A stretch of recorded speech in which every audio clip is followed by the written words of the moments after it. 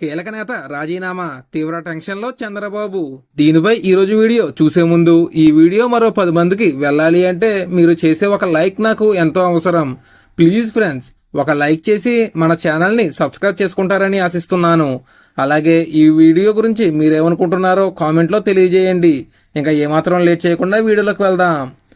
AP రాజకీయాల్లో కీలక పరిణామాలు చోటు చేసుకుంటున్నాయి. కూటమి ప్రభుత్వం 13 నెలల పాలన పూర్తి చేసుకుంది.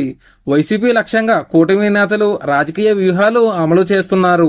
క్షేత్రస్థాయిలో 3 పార్టీల మధ్య సమన్వయ లోపం వల్ల కొత్త సమస్యలు కనిపిస్తున్నాయి. ఇదే సమయంలో రాయలసీమలో కొత్త లెక్కలు తెర మీదకి వస్తున్నాయి. కొద్ది రోజుల క్రితం సుగవాసి చంద్రబాబుకి షాక్ ఇస్తూ పార్టీని వీడారు.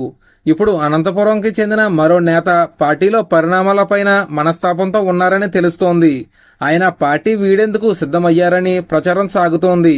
అయితే 2024 ఎన్నికల్లో కూటమి పొత్తు కారణంగా టీడీపీలో పలువురు సీనియర్ నేతలకు సీటు త్యాగం చేయాల్సి వచ్చింది.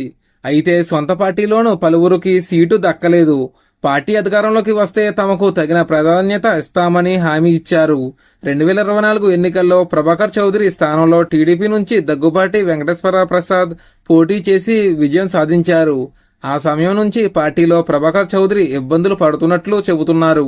పార్టీలో తగిన ప్రాధాన్యత ఉంటుందని హామీ ఇచ్చిన నియోజకవర్గంలో గుర్తింపు లేకపోవడం ఆయన మద్దతుదారులకు నచ్చడం లేదు. కాగా మారుతున్న రాజకీయ సమీకరణలతో కొంతకాలంగా పార్టీ కార్యక్రమాలకు ఆయన దూరంగా ఉంటున్నారు.